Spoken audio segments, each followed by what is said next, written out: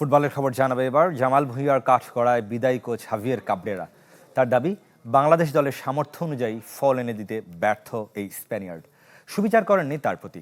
সান মারিনোর বিপক্ষে রোনাল্ড সলিভানকে দলে চান বাংলাদেশ অধিনায়ক। দেশের ফুটবলে শেষ হয়েছে হাভিয়ের কাবরেরা অধ্যায়। স্প্যানিয়ার্ডের অধীনে 4 বছর জাতীয় দলের অধিনায়কত্ব করেছেন জামাল ভুঁইয়া, কিন্তু গেল একটা বছর এই ট্যাকটিশিয়ানের সাজানো একাদশে অনেকটাই উপেক্ষিত ছিলেন। চুক্তি শেষে কাবরেরার বিদায়ের পর সাবেক বসকে নিয়ে মুখ খুলেছেন বাংলাদেশ ক্যাপ্টেন।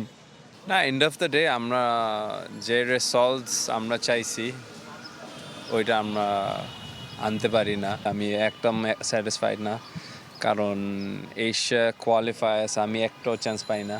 যেটা খেলে না ওরা অফকোর্স ডিসঅ্যাপয়েন্টেড, বাট আমি অ্যাজ আ ক্যাপ্টেন একটু বেশি ডিসঅ্যাপয়েন্টেড।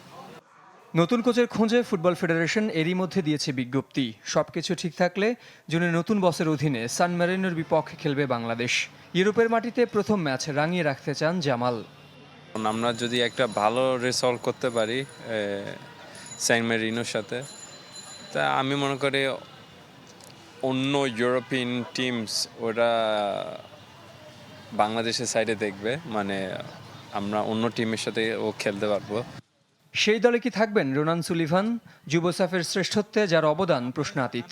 জাতীয় দলের জন্য যুক্তরাষ্ট্র প্রবাসী রোনানকে উপযুক্ত মনে হয়েছে জামাল ভুঁইয়ার। যে পারফরমেন্স করছে আমি মনে হয় call he should be called up for the next camp.